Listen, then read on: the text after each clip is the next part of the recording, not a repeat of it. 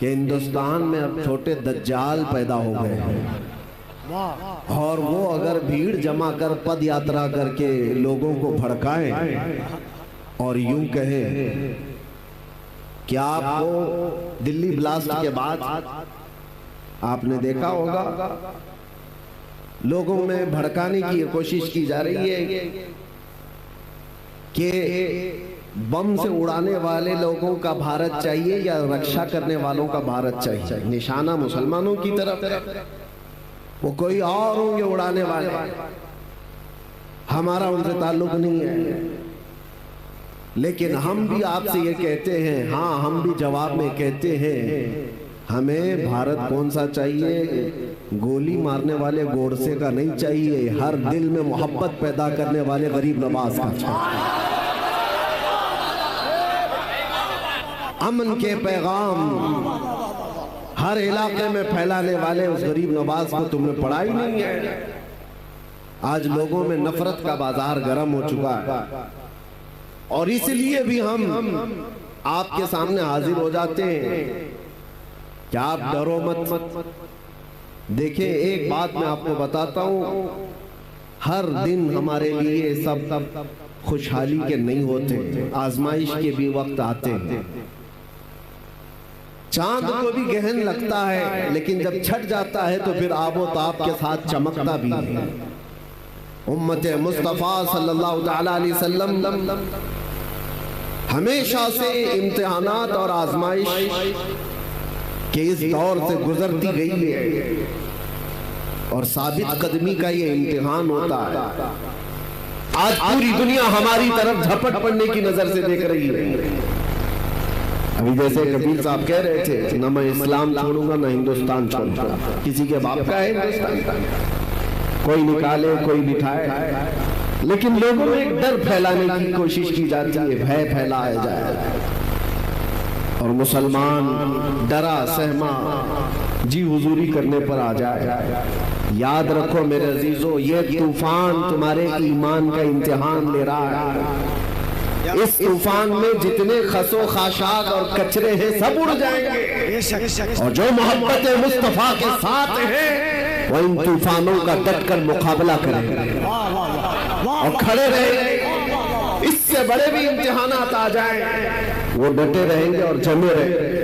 قرآن کہتا ہے ان الذین قالوا ربنا اللہ ثم استقاموا، بے شک وہ لوگ جنہوں نے کہا اللہ ہمارا رب ہے، پھر اس پر جمے رہ گئے، پھر اس پر ڈٹے رہ گئے، ان کے ساتھ کیا ہوگا؟ تتنزل علیہم الملائکہ، اللہ فرماتا ہے ان پر اللہ فرشتوں کو اتارے گا۔ وہ یہ کہتے ہوئے آئیں گے فرشتے، ڈرو مت، گھبراؤ مت، تھوڑے دنوں کی بات ہے، جس جنت کا اللہ نے تم سے وعدہ کیا ہے وہ جنت بھی تمہارے انتظار میں ہے۔ یہ وہ دن آئے ہیں ہمارے۔ آج ہر جگہ پر کوئی چاقو چھری پر ڈرانے کی کوشش کر رہا ہے۔ ارے آج کل کے پیدا ہوئے کیڑے مکوڑے بھی آ گئے محمد عربی صلی اللہ علیہ وسلم کے شعروں کو منہ دکھانے کے۔ حالات ہمارے بدلے ہوئے ہیں۔ ہمیں افسوس اس بات کا ہے کہ ہم نے جو حالات آج محسوس کیے ہیں اس کی وجہ یہ طریق مصطفیٰ کو چھوڑنا ہے وجہ بربادی۔ اسی سے قوم دنیا میں ہوئی ہے بے اقتدار اپنی۔ ان کے جو ہم غلام تھے خلق کے پیشوا رہے، ان سے پھرے جہاں پھرا پھرائی کمی وقار میں۔ یہ تو حالات ہمارے اس طرح کے ہو گئے کہ ہمارے بچے آوارہ ہو گئے، ہمارے جوان راستہ بھٹک چکے۔ اس کے لیے ایک مشہور محاورہ، بلکہ کسی نے یہ شعر کے انداز میں کہا تھا، دیوار کیا گری میرے خستہ مکان کی، دیوار کیا گری میرے خستہ مکان کی، لوگوں نے آنے جانے کا راستہ بنا لیا۔ ہوتا یہی ہے کہ گھر کی دیوار گر گئی تو لوگ ادھر سے ادھر جانے کا اس کو راستہ بنا لیے۔ تمہارے اخلاق تھوڑے نیچے کیا آ گئے، ہر کسی قوم نے تم کو اپنے نشانے پر رکھ لیا، ہر کوئی ٹرائل مسلمانوں پر کرنے لگ گیا ہے۔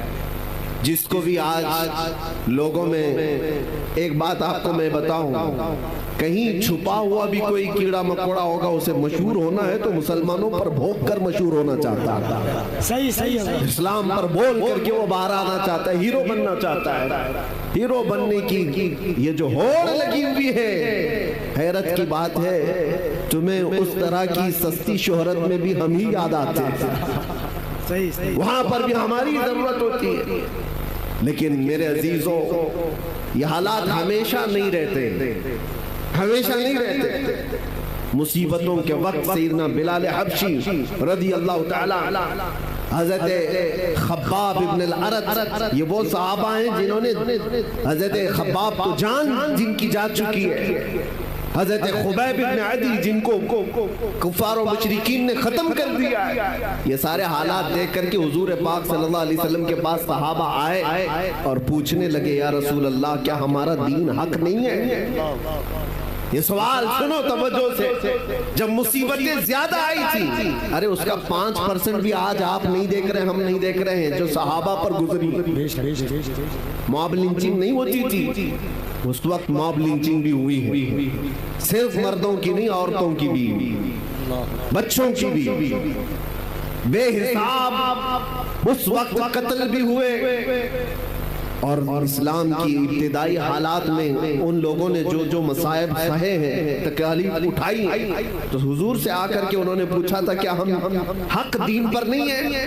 ہمارا ایمان حق ہے یا نہیں؟ حضور پاک صلی اللہ تعالیٰ علیہ وسلم نے فرمایا کیوں نہیں، بلا بالکل حق پر ہے۔ تو پھر اتنی مصیبتیں آتی کیوں ہیں، اتنی پریشانیاں آتی کیوں ہیں؟ آج ہو سکتا ہے آپ سب کے دلوں میں بھی یہ بات اٹھتی ہو کہ اگر ہم حق پر ہیں تو یہ حالات اس طرح بکھرے کیوں ہیں؟ تو ایک بات یاد رکھ لینا، حضور نے تو یہ جواب فرمایا کہ تم سے زیادہ مصیبتیں انبیاء کرام پر آتی تھی، نبی تو گناہ کا سوچ بھی نہیں سکتے، ان پر اللہ تبارک و تعالیٰ نے آزمائشیں ڈالی ہیں۔ انبیاء کرام پر صحابہ سے بھی زیادہ مصیبتیں آئی۔ حضور نے فرمایا جس کا جیسا امتحان ہوگا ویسی مصیبتوں سے گزارا جائے گا۔ اور میں اپنی زبان میں آپ سے ایک بات کہتا ہوں، آپ اپنے آپ کو کیا کہتے ہیں؟ حضور پاک صلی اللہ تعالیٰ علیہ وسلم کی بارگاہ میں جب نسبت کی بات آئے، مجھ سے گجرات میں کسی صاحب نے پوچھا، کہا تھا کہ آپ تو اسٹیج پر اس طرح کی باتیں کرتے ہیں اور یہ ساری چیزیں ہونے کے بعد پھر آپ بولیں گے؟ سنو، ہم کہتے ہیں حضور پاک صلی اللہ تعالیٰ علیہ وسلم کی جب بات آتی ہے تو شعر میں استعارہ کے طور پر ہم کہتے ہیں تو شمع رسالت ہے، یہ کہتے ہیں یا رسول اللہ تو شمع رسالت ہے، عالم تیرا پروانہ۔ ہم سب کیا ہیں؟ ہم سب کیا ہیں؟ پروانے۔ اور حضور کو شمع ہم کہتے ہیں۔ شمع اور پروانے کو کبھی دیکھا بھی ہے یا صرف اور صرف سنا ہے؟ تھوڑی دیر اگر آپ توجہ کریں تو ایک موسم بھی آتا ہے، ویسے بھی لائٹ جہاں پر بھی آپ جلائیں، دیکھو کیڑے مکوڑے جو آ جاتے ہیں ارد گرد گھومتے، چراغ روشن کرو وہاں پر بھی چھوٹے چھوٹے پتنگے آ جائیں گے، کیڑے آ جائیں گے، وہی پروانے ہیں۔ اور یہ شمع کے ارد گرد آتے کیوں ہیں؟ تھوڑی دیر اس کی روشنی لیتے، گھوم پھر کر کے وہاں پر مر جاتے، جان دے دیتے۔ کتنے کیڑے مر جاتے ہیں ایک شمع کے پاس، روشنی کے پاس۔ تو آپ کبھی ان پتنگوں کو پوچھو، اپنے بھائیوں کو بھی مرتے ہوئے دیکھ رہو، پھر جاتے کیوں ہو؟ چراغ روشن ہے، اس کے ارد گرد آتے کیوں ہو؟ پروانہ جواب دے گا میں پیدا ہی ہوا ہوں شمع پر جان دینے کے لیے۔ نعرہ تکبیر، دونوں ہاتھوں کو اٹھا کر نعرہ تکبیر، نعرہ رسالت۔ اسی لیے پروانہ یہ کہتا ہے تو نادان ہے، تو صرف شمع کے ارد گرد میرے بھائیوں کو مرتے ہوئے دیکھا تو مجھ سے پوچھ رہا ہے مری ہوئی لاشیں دیکھ کر کے پھر کیوں آتا ہے؟ جواب وہ دیتا ہے پروانہ میں پیدا ہی ہوا ہوں شمع کے اطراف گھوم کر اپنی جان دینے کے لیے۔ ان دنیا والوں کو بتاؤ اے سنی مسلمانوں، غیرت سنی آج بھی زندہ ہے، ان پہ مر مٹنے کا جذبہ کل بھی تھا اور آج بھی ہے۔ ہم پیدا ہوئے ہیں मुस्तफा करीम सल्लल्लाहु ताला अलैहि वसल्लम की इज्जत पर मरने के लिए ही। इसीलिए तो हम अपने बुजुर्गों से जो मनकूल हमें अकीदे और अदब आए हैं, हम गुनगुना करके यूं कहते हैं बारगाह मुस्तफा में। हमारी अपनी जिंदगी होती तो फिक्र करते, हमारी अपनी जान होती तो हम फिक्र करते। अरे आदमी उस चीज की हिफाजत की फिक्र करता है जो उसकी खुद की हो। कपड़ा मेरा है तो मैं बचाऊं, सामान मेरा है तो मैं बचाऊं, जान मेरी है कहां कि मैं हिफाजत की फिक्र करूं। हमने तो जान सुपुर्द की है मदीने के आका के हवाले। और इसीलिए बरेली के इमाम ने हमें ये सिखाया था, कभी ये मत कहना मेरी जान है मैं फिक्र करूंगा, मैं हिफाजत करूंगा, नहीं, बल्कि यूं कहना या रसूल अल्लाह, दहन में जुबान तुम्हारे लिए, बदन में है जान तुम्हारे लिए, और हम आए यहाँ तुम्हारे लिए, उठे भी वहां।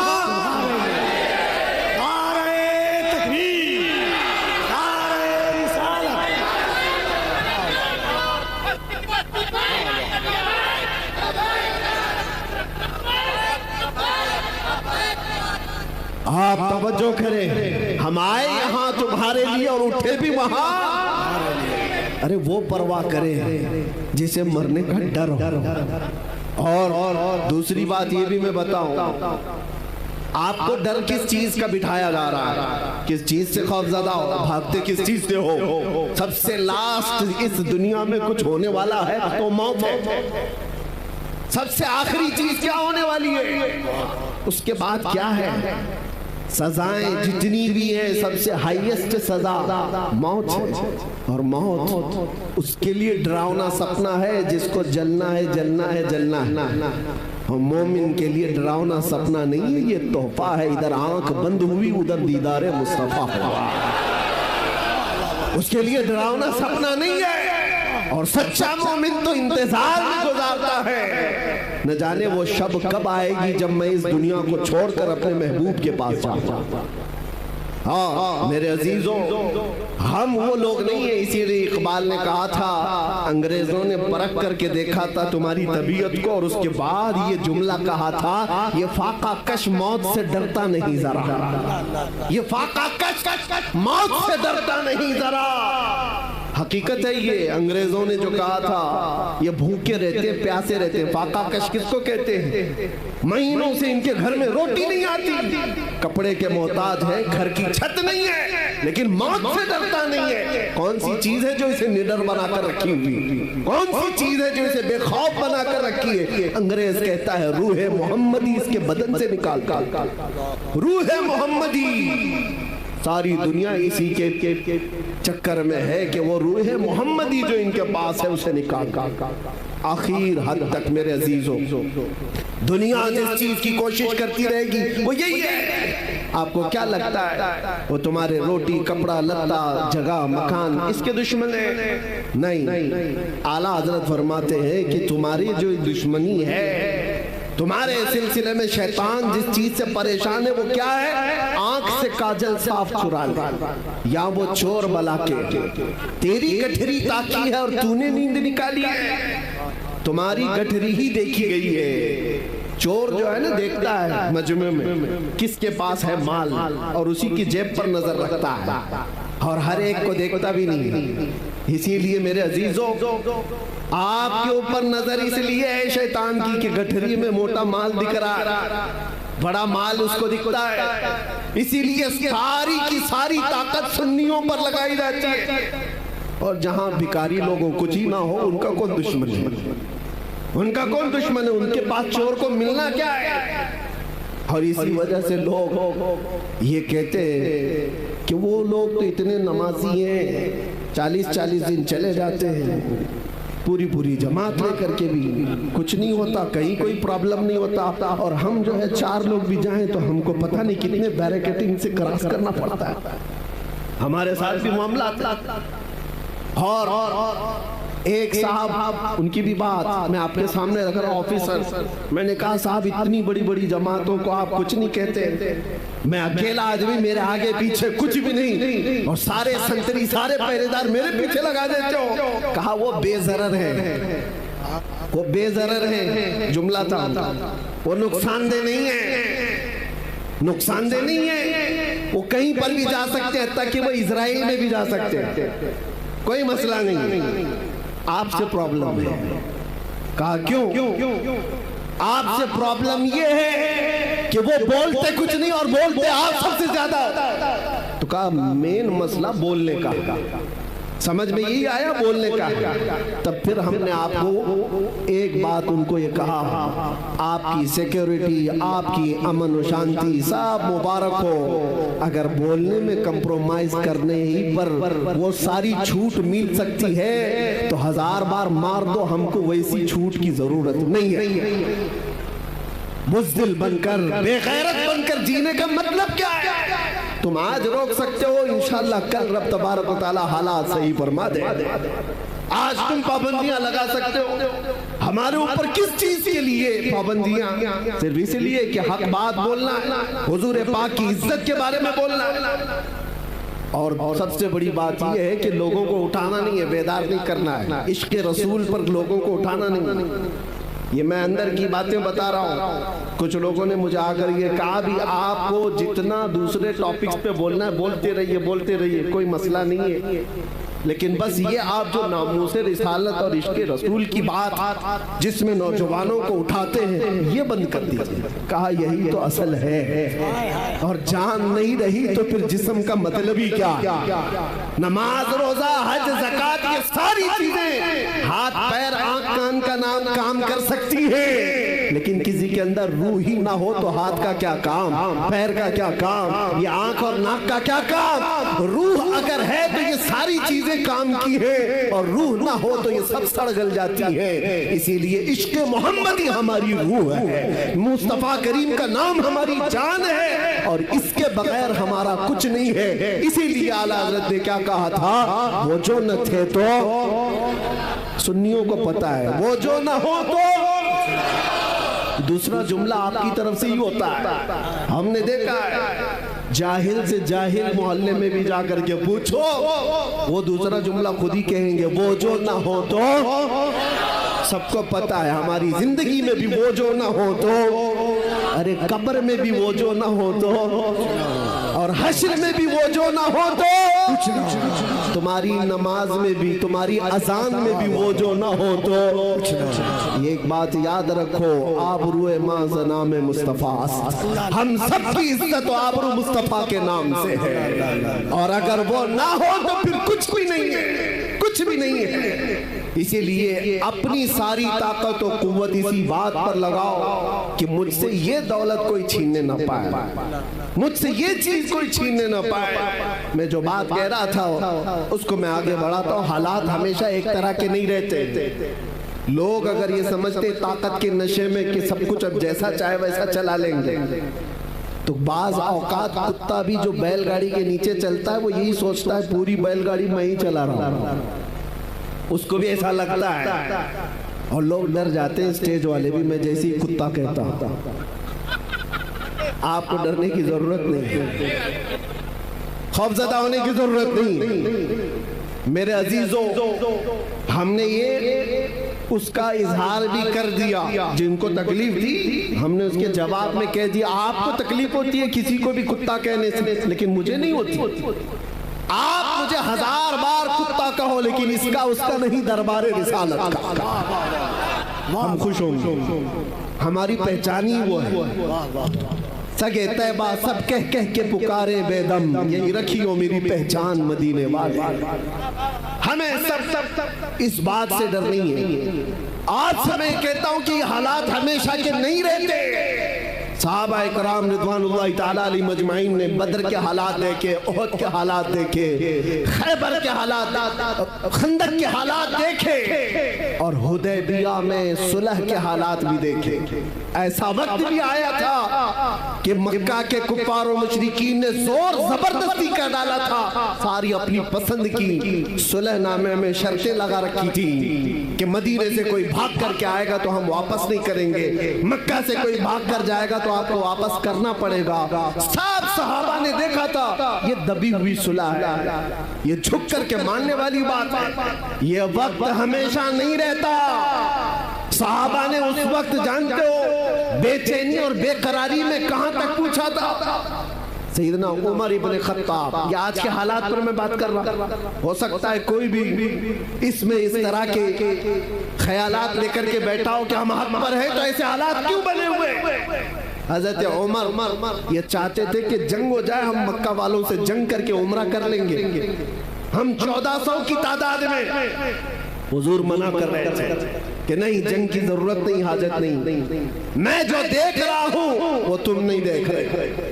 حضرت عمر جا کر کے صحابہ کو پکڑ پکڑ کر کہہ رہے تھے کیا جنگ کی تیاری نہیں کر سکتے؟ یہاں تک کہ حضرت ابو بکر صدیق کے پاس آ کر کے انہوں نے کہا حضرت عمر نے کہ ابو بکر چلو رسول اللہ سے بات تو کرتے کہ جنگ کریں گے، ہمیں یہ صلح کرنے کی ضرورت کیا ہے؟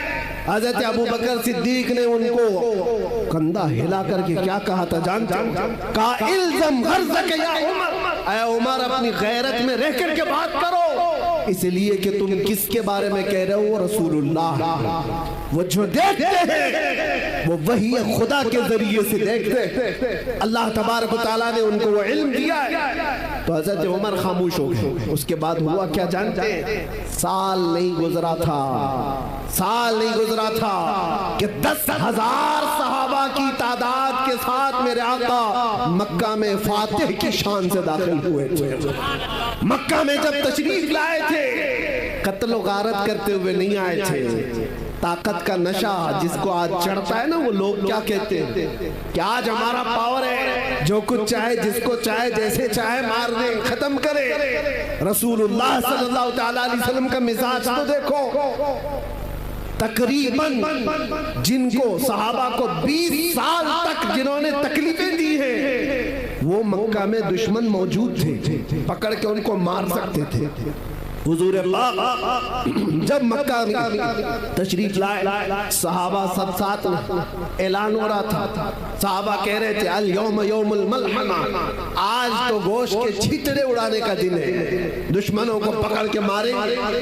نبی آخر زمان صلی اللہ تعالیٰ علیہ وسلم نے کیا فرمایا؟ نہیں، الیوم یوم الرحمہ، آج کا دن رحم کرنے والا دن ہے، معاف کیے جائیں گے سب۔ مکہ کے ان پرانے دشمنوں کو رسول اللہ صلی اللہ علیہ وسلم نے معاف کر دیا۔ طاقت جب کسی کے پاس آئے تو رسول اللہ کو دیکھے۔ میرے آقا صلی اللہ علیہ وسلم کا مزاج کیا ہے؟ کمزوروں کو یا مغلوب لوگوں کو پکڑ کر کے مارا نہیں ہے، انہیں معاف کیا ہے۔ نبی پاک صلی اللہ تعالیٰ علیہ وسلم نے انہیں آزاد کیا۔ یہ بھی نہیں کہ جو کہتے ہیں کہ تلوار کی نوک پر اسلام پھیلایا جا رہا، تلوار کی نوک پر پھیلایا جاتا تو میرے عزیزوں کچھ بھی باقی نہیں رہتا۔ تلواریں بہت سالوں تک لوگوں کے پاس رہی، اسلام تلوار کی نوک پر نہیں پھیلایا گیا۔ جس کو ایسا لگتا ہو، جس کے پاس ایسی تاریخ آئی ہو، وہ جھوٹی تاریخ ہو سکتی ہے۔ سچائی یہ ہے کہ اللہ کے حبیب صلی اللہ تعالیٰ علیہ وسلم کے ان عظیم اخلاق کو دیکھ کر صحابہ دامن اسلام سے وابستہ ہوئے تھے، اور دنیا ایک بڑی جماعت کے ساتھ اسلام کو اپنا رہی تھی اور آج بھی اپناتی ہے۔ آج بتاؤ جو نئے یورپ امریکہ میں داخل اسلام اور ان کو کون تلوار کی نوک پر بلاتا ہے؟ ان کو کون گردن پر تلوار رکھتا ہے؟ پڑھو اسلام کی سچائیوں کو تو سمجھ میں آئے گا۔ لیکن میرے عزیزو، آپ سے یہ بات عرض کرنا ہے مجھے کہ حالات ہمیشہ ایک طرح کے نہیں ہوتے۔ آج تمہارا امتحان ہے، آج تمہاری آزمائش کا وقت ہے، اور اسی آزمائش اور اسی امتحان کے وقت کے لیے ہی میں نے کہا تھا کچھ دیر کی خاموشی ہے، اسی کے لیے تو کہا تھا۔ باقی کا جملہ آپ کریں، باقی سب کو پتا ہے۔ ہم تو اندر بھی گئے تھے، تب بھی ہمارا استقبال قیدیوں نے یہی بول کر کے کہا تھا۔ ہمیں پتا بھی نہیں تھا، اندر بیرک میں بیٹھے سارے لوگ اندر سے پکار رہے تھے مولانا صاحب آ گئے، کچھ دیر کی خاموشی ہے۔ میرے عزیزوں، اس بات کو میں نے اس لیے کہا تھا کہ حالات اگر برے ہوں تو کچھ دیر کی بات ہے، رات ہمیشہ نہیں رہتی، صبح ہو ہی جاتی ہے۔ ایسا نہیں ہے کہ اندھیرا ہی اندھیرا رہے گا، صبح کو طلوع ہونا ہے اور سورج کو نکلنا ہے۔ آپ کا امتحان ہے اور آپ کی آزمائش ہے۔ آپ میں سے کتنے ایسے لوگ ہیں جو ناموس مصطفیٰ صلی اللہ تعالیٰ علیہ وسلم کے لیے کھڑے رہتے ہیں، اور کتنے ایسے ہیں جو بک جاتے ہیں؟ یہ آج دیکھا جائے گا۔ ہم نے دیکھا ہے بہت سارے لوگوں کو، وہ آتے بھی ہیں جاتے بھی، ہمارے آس پاس بھی۔ یہ وہ ہواؤں والے لوگ ہیں جن کو احمد علی صاحب ابھی کہہ کر کے گئے، کچھ لوگ وہ ہیں جو جی حضور سے آگے نہیں گئے، ان کی قسمت میں ہوگا۔ لیکن آپ ایک بات یاد رکھو، آپ نے اپنی جان اور اپنا ایمان رسول اللہ کو سمجھا ہے، تو اس بارے میں کسی سے سمجھوتا کرنے کی ضرورت نہیں ہے۔ اپنی آئیڈینٹیٹی کے ساتھ رہو، انشاءاللہ سب خیر ہوگا۔ اللہ قادر مطلق ہے، مالک الملک ذو الجلال والاکرام۔ بڑے سے بڑے آئے اس روئے زمین پر جنہوں نے خون کی ندیاں بہائی، بڑے سے بڑے ترم خاں آئے، لوگوں کی کھوپڑیوں سے مینار بنائے، لیکن کیا وہ ہمیشہ کے رہ گئے؟ ان کا بھی انجام خطرناک ہوا۔ فرعون بھی غرق ہوا ہے، نمرود بھی مر گیا ہے، کوئی باقی نہیں رہا۔ یونان و مصر و روما سب مٹ گئے جہاں سے، باقی مگر ہے اب تک نام و نشان ہمارا۔ توحید کی امانت سینوں میں ہے ہمارے، آسان نہیں مٹانا نام و نشان ہمارا۔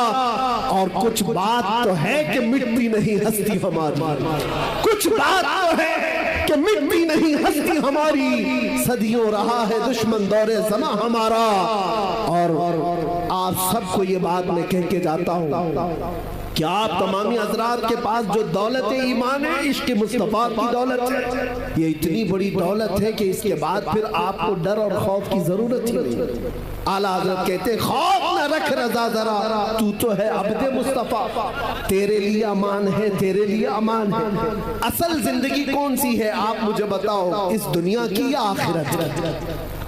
پورے مسلمانوں کا عقیدہ یہی ہے، آخرت کی زندگی وہی اصلی زندگی ہے، مرنے کے بعد کی زندگی وہی اصلی زندگی ہے، وہ نان اینڈنگ ہے، ختم ہونے والی نہیں ہے۔ اس زندگی کی تیاری کرنا چاہیے یا اس زندگی کی؟ مجھے بتاؤ، آخرت کی تو آخرت کی زندگی اگر چاہتے ہو تو آؤ، آخرت کا میدان، وہ محشر کا میدان، وہ کسی کے باپ داداؤں کا نہیں ہے۔ یہاں کے بادشاہ ہو، یہاں کے ترم خاں ہو، سب کے سب جوتوں کی نوک پر آ جائیں گے جنہوں نے گھمنڈ کیا ہے، جنہوں نے تکبر کیا ہے۔ اللہ تعالیٰ قیامت کے دن پکار کر کے کہے گا این المتکبرون، کہاں ہے وہ گھمنڈ کرنے والے لوگ، کہاں ہے وہ ظلم کرنے والے لوگ؟ ان کو چونٹیوں کی طرح لایا جائے گا، ان کی کوئی وقات نہیں، اور جو ان کی جی حضوری میں ہے وہ بھی سن لے، ان کا دامن، ان کی چپل اٹھا کر چلنے والے وہ بھی سن لے، تمہارا بھی حشر ان کے ساتھ ہی ہوگا۔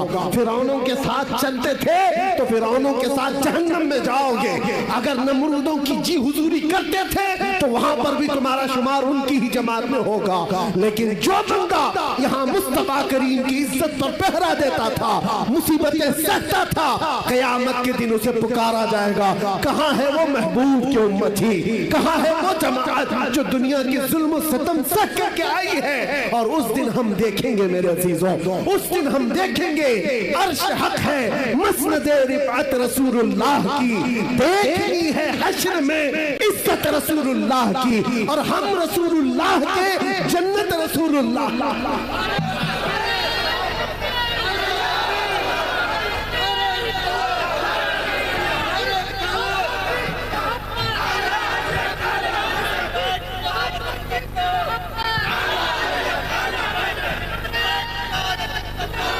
میں یہ نہیں کہتا کہ یہاں کچھ بھی نہیں ہوگا، اللہ تبارک و تعالیٰ اگر یہاں مدد فرمائے تو پھر تم پر کوئی غالب بھی نہیں آئے۔ قرآن میں اللہ فرماتا ہے اِن يَنْصُرْكُمُ اللَّهُ فَلَا غَالِبَ لَكُمْ، اگر اللہ تمہاری مدد کرے تو کوئی بھی تم پر غلبہ نہیں حاصل کر سکے گا۔ وَإِن يَخْذُلْكُمْ فَمَنْ ذَا الَّذِي يَنْصُرُكُمْ مِنْ بَعْدِهِ، اور اگر اللہ تبارک و تعالیٰ تمہیں چھوڑ دے تو پھر اس کے بعد کوئی اور مدد بھی نہیں کر سکے گا۔ یہاں کی جو آدمی ہے مایوس نہ ہو، گھبراؤ مت، اللہ تعالیٰ نے جو وعدہ فرمایا ہے وہ برحق ہے۔ اگر تم آخرت کے لیے جیتے ہو تو پھر تمہاری زندگی کامیاب ہے، ڈرو مت، تھوڑی مصیبتیں سہ کر کے یہاں سے نکلنا ہی۔ آج یہ کل ہم رخت سفر باندھ لیں گے. کچھ وہ لوگ ہیں جو پچھلے سال تمہارے ساتھ تھے وہ آج جا چکے. ہو سکتا ہے ہم میں سے جو آج بیٹھے ہیں اگلے سال وہ نہ رہے, اگلی صبح بھی نہ رہے. کسی کا بھروسہ نہیں. ہم سب مسافر ہیں, چل رہے ہیں اور نکل جائیں گے. اگر آخرت کی زندگی ہمیشہ کی سمجھتے ہو, آخرت کا تصور تمہارے دل و دماغ پر حاوی ہے, تو پھر یہاں کی ان تمام چیزوں پر نظر مت رکھو کہ کیا جا رہا ہے یہاں پر. بس اپنا ایمان بچا کر کے رکھو, اور عزت تو اس دن دیکھنی ہے. فقط اتنا سبب ہے انعقاد بزم محشر کا. اور آپ کو میں بتاؤں, ایک صحابی ہے حضرت انس رضی اللہ تعالیٰ, سب کے لیے ہے یہ حدیث. وہ کہتے ہیں ایک ایسی حدیث ہے جس کو سننے کے بعد مجھے زندگی میں سب سے زیادہ خوشی حاصل ہے. حضرت انس کہتے ہیں کون سی ہے؟ حضور پاک صلی اللہ تعالیٰ علیہ وسلم سے حضرت انس نے پوچھا, یا رسول اللہ صلی اللہ تعالیٰ علیہ وسلم قیامت کا حال کیا ہوگا؟ حضور نے فرمایا المرء مع من احب. حضور فرماتے ہیں اے انس, دنیا میں جو جس کے ساتھ محبت کرتا تھا قیامت کے دن بھی وہ اسی کے ساتھ اٹھایا جائے گا. اے لوگوں, کسی لیلا کے مجنوں بننے کی ضرورت نہیں. ہاں, یہ جھوٹے عاشق ہیں, یہ جھوٹے عاشق ہیں جو ہمارے پاس کتنے قصے ہیں ایسے. یہ نوجوان یہ سمجھتے ہیں عشق محبت وغیرہ یہ ساری چیزیں لڑکے لڑکی کی ہیں, بس کافی ہیں, اسی میں اپنی زندگی گزار لیں گے. تو ہے اللہ نے ویسے بھی جوڑے لکھے ہیں, سب کے حصے میں آئی جائے گی انشاءاللہ. لیکن اس کے لیے یہ جو مجازی عشق کا ڈھونگ ہے, ارے تیرے چاند لے کے آؤں گا, تارے لے کے آؤں گا, آسمانوں سے وہ توڑ لاؤں گا. محبوبہ کو بولتا رہا, کتنی محبوبائیں شادی کے بعد ہم سے آ کر شکایت کہتی ہیں اب تو راشن آٹا دال بھی نہیں لاتا. یہ تو تارے لانے والا تھا, یہ تو چاند لانے والا تھا. یہ مجازی عشق کے دعوے ہیں, فضول ہیں, کچھ نہیں ہوتے. ہاں, حقیقی عشق وہ ہے تم نے ایک بار میرے مصطفیٰ سے کہا یا رسول اللہ, لبیک یا رسول اللہ کہا. وہ رسول پاک صلی اللہ تعالیٰ علیہ وسلم اتنے خیرت مند ہیں کہ دنیا میں بھی تنہا ہونے نہیں دیتے, قبر میں بھی تنہا ہونے نہیں دیتے, اور حشر میں بھی حال یہ ہے. میرے آقا فرماتے ہیں ایک کندھے پر میری چادر ہوگی, وہ گر رہی ہوگی, میں اس کو ایک ہاتھ سے سنبھال رہا ہوں گا, اور دوسرے ہاتھ سے میرے اس عاشق امتی کو پکڑ کر جنت میں لے جا رہا ہوگا. جو نہ بھولا ہم غریبوں کو رضا, یاد اس کی اپنی عادت کیجیے. ایرے غیرے نتھو کھیرے کا ذکر کرنے کی ضرورت ہی نہیں. ہم رسول اللہ کے, جنت رسول اللہ کی, اور دیکھنی ہے حشر میں. اس دن کا انتظار کرو میرے عزیزوں. کیا منظر ہے, وہ کیا ماحول ہے. آپ نے سنا بھی ہوگا حدیثوں میں اور علماء سے بیان میں سنتے ہوں گے, یہ امت, یہ مخلوق آدم علیہ السلام کے پاس جاتی ہے اپنی سفارش کے لیے. آدم علیہ السلام بھیجتے ہیں نوح علیہ السلام کے پاس, اذهبوا الى غیری, میرے علاوہ کسی اور کے پاس جاؤ. نوح علیہ السلام دوسرے نبی کے پاس بھیج رہے ہیں, اے مخلوق خدا, اے انسانوں کا ہجوم, جاؤ کسی اور نبی کے پاس, آج میرے ہی لیے مسئلہ ہے. نفسی نفسی کا وہ ذکر کر رہے ہیں. یہ سنا ہے نا حدیث آپ نے, 1,24,000 کم و بیش انبیاء کرام کے پاس یہ امت, بلکہ یہ پوری انسانیت گھومتی رہی سفارش کروانے کے لیے کہ اللہ ہمارا حساب تو شروع کر دے. اللہ تعالیٰ جلال میں ہے, اللہ کا قہر اور اس کا غضب, اللہ تبارک و تعالیٰ اپنے قہر و غضب میں ہے. ساری مخلوق خدا سارے نبیوں کے پاس گھومتی رہی, پھر اخیر میں آتی کہاں پر ہے؟ یہ انسانیت جمع کہاں ہوتی ہے؟ میں یہ نہیں کہہ رہا کہ یہ صرف مسلمان جائیں گے, یہ حدیث میں ہے آدم علیہ السلام سے لے کر قیامت تک پیدا ہونے والے تمام انسان جائیں گے, چاہے وہ کافر ہو, چاہے وہ مشرک ہو, چاہے وہ کوئی بھی ہو, سب کے سب ساتھ مل کر کے نبیوں کے پاس گھومیں گے, کیونکہ حساب ہی نہیں شروع ہوا ہے. اخیر میں آئیں گے میرے مصطفیٰ کے پاس, اور نبی آخر الزمان صلی اللہ تعالیٰ علیہ وسلم کو سارے لوگ مل کر کے کہتے ہیں آپ حبیب اللہ ہیں, آپ اللہ کے محبوب ہیں, ہماری سفارش کر دیجئے. اللہ کے نبی نے وہ نہیں کہا جو دوسرے نبیوں نے کہا, میرے علاوہ دوسرے نبیوں کے پاس جاؤ, بلکہ آخری رسول نے یہ کہا انا لہا، میں اسی کے لیے تو انتظار کر رہا تھا، میں اسی کے لیے ہوں آج تمہاری شفاعت کے لیے۔ میرے آقا صلی اللہ تعالیٰ علیہ وسلم سجدے میں گر کر کے اللہ کی حمد بیان کریں۔ رب تعالیٰ فرماتا ہے اے محبوب اپنا سر اٹھاؤ، جس کی سفارش کرو گے قبول کی جائے گی۔ میں آپ سے پوچھتا ہوں، توجہ، میں آپ سے پوچھتا ہوں کہ یہ سارا منظر آپ کو بھی پتہ ہے کہ سارے لوگ کہاں جائیں گے؟ آدم علیہ السلام کے پاس، نوح علیہ السلام کے پاس، ابراہیم علیہ السلام کے پاس، اسماعیل علیہ السلام کے پاس، موسیٰ علیہ السلام، عیسیٰ علیہ السلام، سب کے پاس جائیں گے۔ یہ پہلے سے بتایا گیا ہے، بار بار سنایا گیا ہے۔ تو پھر مرنے کے بعد قیامت کے دن ڈائریکٹ رسول اللہ کے پاس کیوں نہیں چلے جاتے؟ سب کو معلوم ہے، سن بھی رکھا ہے، اچانک ہونے والی چیز تھوڑی نہ ہے، بچپن سے سنتے آ رہے اس حدیث کو۔ اس دن یہ سارے لوگ جو سنے ہوئے ہیں مسلمان، یہ بھی ڈائریکٹ رسول اللہ کے پاس کیوں نہیں چلے جاتے؟ سب کو پتا ہے آخر میں وہی سے ہونا ہے۔ یہ گھوم رہے ہیں کیوں؟ ادھر سے ادھر، ادھر سے ادھر، ادھر سے ادھر، ادھر سے ادھر۔ اس دن میرے عزیزوں میموری نکال لی جائے گی، دنیا کے تمام معاملات یاد نہیں رہیں گے، گھمایا جائے گا اور آخر میں میرے مصطفیٰ کے پاس لایا جائے گا۔ کیوں؟ اعلیٰ حضرت اس منظر کو بیان کرتے ہیں، کیوں؟ اس لیے خلیل و نجی، مسیح و صفی، سبھی سے کہیں نہ بنی۔ خلیل و نجی، مسیح و صفی، سبھی سے کہیں نہ بنی۔ یہ بے خبری کی خلق پھری کہاں سے کہاں تمہارے لیے، فقط اتنا سبب ہے انعقاد بزم محشر کا کہ ان کی شان محبوبی دکھائی جانے والی ہے۔ قیامت کے دن بھی ان کی شان محبوبی دکھائی جانے والی ہے۔ اے سنی مسلمانوں، اپنے نبی آخر الزمان صلی اللہ تعالیٰ علیہ وسلم کی عزت پر مر مٹنے والے نبی پاک صلی اللہ تعالیٰ علیہ وسلم کی عزت پر مر مٹنے والی قوم ہو تو پھر انتظار کرو، آخرت میں وہ عزت سب کے لیے رکھی گئی ہے۔ آخرت میں وہ عزت ہمیں دیکھنی ہے۔ عرش حق ہے، مسند رفعت رسول اللہ، دیکھنی ہے حشر میں عزت رسول اللہ۔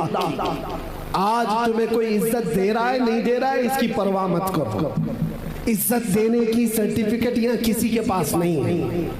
یہ جو سارے معاملات ہیں یہ انسانوں کے، آج جو آپ دیکھ رہے ہیں میں نے دیکھا ہے، بزرگوں نے ہمیں یہ تعلیم دی ہے، یہ جو مجمع عزت دیتا ہے یہ تھوڑی ہی دنوں میں عزت کھینچ بھی لیتا ہے۔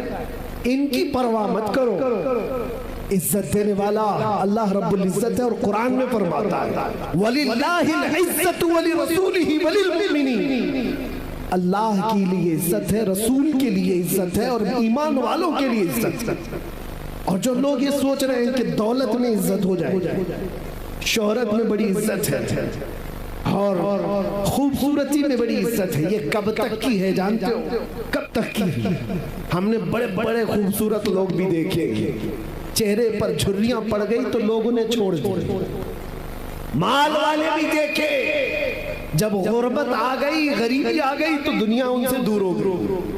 جو لوگ آس پاس گھومتے پھرتے تھے سب کٹ گئے، عہدے والے بھی دیکھے، منصب والے بھی دیکھے، منصب پر بیٹھا ہوا منتری تھا، گزرتا تھا تو لوگ سلام مارتے تھے، ختم ہو گیا تو ابھی کوئی خیریت پوچھنے والا بھی نہیں۔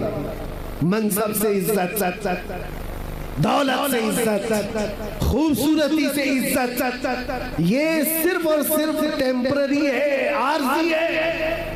یہ دنیا کی تمام چیزیں ہم نے دیکھا ہے، جوانی پر، تمہاری طاقت پر جو عزت دے رہا ہے یہ صرف اور صرف تمہاری خام خیالی ہے، اس دھوکے میں مت آنا۔ ہاں، قائم رہنے والی، ہمیشہ رہنے والی عزت کون سی ہے؟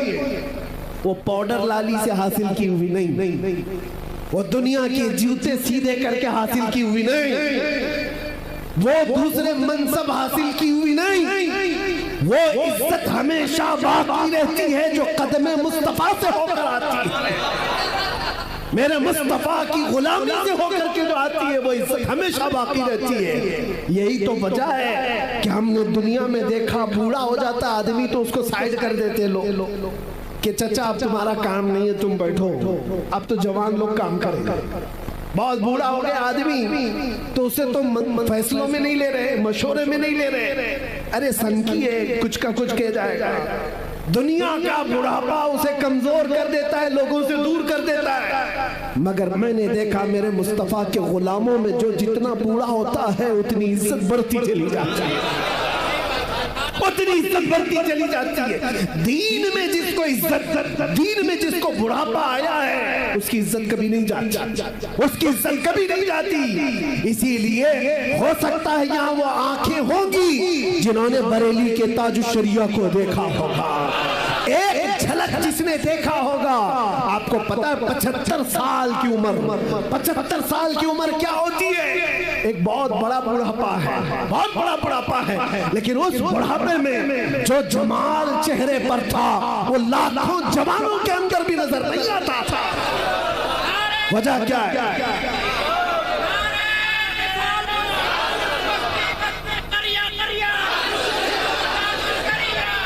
آج بھی میرے عزیزوں وہ بڑھاپے ہم نے دیکھے ہیں، دوسرے بڑھاپے اور ہیں جہاں لوگ بھول جایا کرتے ہیں. لوگ ان کو سنکی بابا کہہ کر کے ہٹا دیتے ہیں، لوگ ان کو مجلسوں میں بیٹھاتے نہیں. لیکن ایک بڑھاپا وہ ہے جو دین پر آیا ہے، میرے مصطفیٰ کے نام پر آیا ہے. وہ جتنا بڑھتا جاتا ہے عزت بڑھتی چلی جاتی ہے. ہم نے ایسے کتنے علماء مشائخ کو دیکھا، آج بھی بڑے مشائخ موجود ہیں.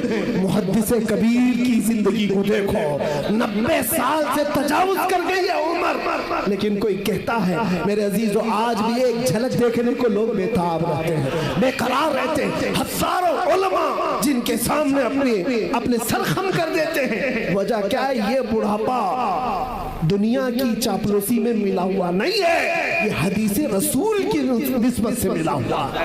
یہ عمر مصطفیٰ کریم کی غلامی میں ملی ہوئی ہے. اسی لیے آپ سب سے بھی ایک بات ہی کہوں گا اور میں اپنی تقریر یہاں پر ختم کرتا ہوں. ادھر ادھر کہاں جہاں جہاں من کرے ڈھونڈ کر کے واپس آ جانا. زندگی بھر چھان مار کر کے وہ عزت نہ لا پاؤ گے جو آمینہ کے لال کے دربار میں ایک دن کی زندگی میں مل جائے گی. اسی لیے ہزاروں دن بھی اگر تمہیں ملے دنیا کی غلامی میں، ہزاروں دن کی غلامی تمہیں وہ عزت نہیں دے سکتی جو میرے مصطفیٰ کے ناموس پر ایک منٹ کی زندگی عطا کر سکتی ہے. ہمارے پاس آج کیا ہے؟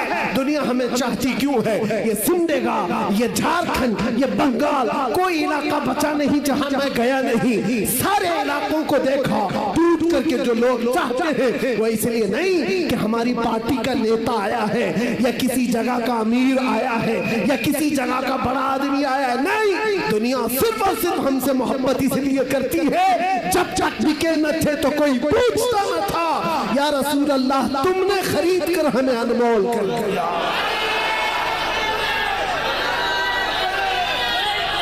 یا رسول اللہ تم نے خرید کر ہمیں انمول کر دیا. آ جاؤ اور اسی بات پر ہم گفتگو ختم کرتے ہیں کہ محمد